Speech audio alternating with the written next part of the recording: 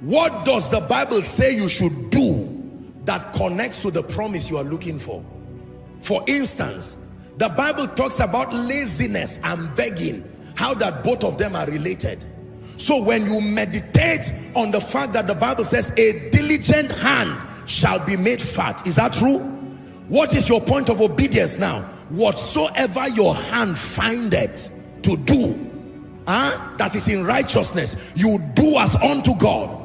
So you can go and get the job, even though it's just 40,000 or 50,000. You are obeying. You are walking in keeping with the law of diligence.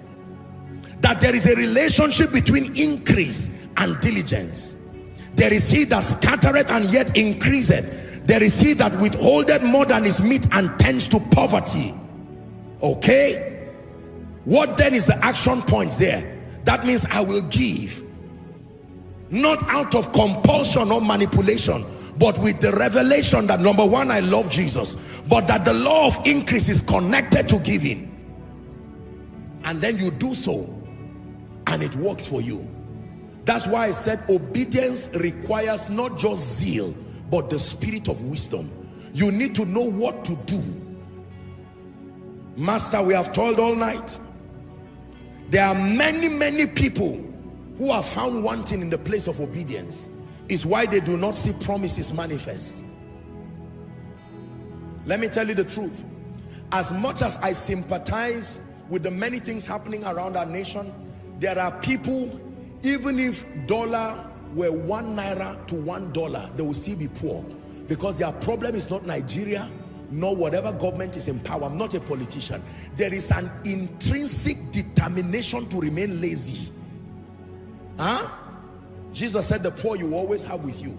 Is your own responsibility to exempt yourself. There are people who are very lazy.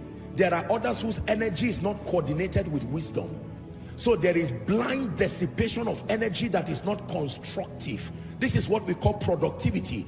Channeling your energy with intelligence so that you produce specific outcomes. You don't waste energy and resources. Are we together? Yes. This can be true for ministry. As a man of God, you cannot sit down lazing around, being everywhere, talking, gossiping, jumping from pillar to post, and you want God to trust you with the destinies of many. You don't sit down to pray. You don't sit down to learn. You don't open up your heart to grow. God is not a scammer. He's not a fraudster. He's in a business of using serious people, not just available people. It's wonderful to be available, but you must also be usable. Are we learning now? So most of us are found wanting. Someone after this meeting, you need to get angry and tell yourself, this week I must start something.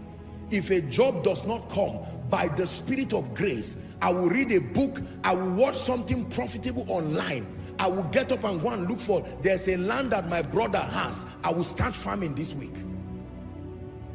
Let me farm and fail, no problem.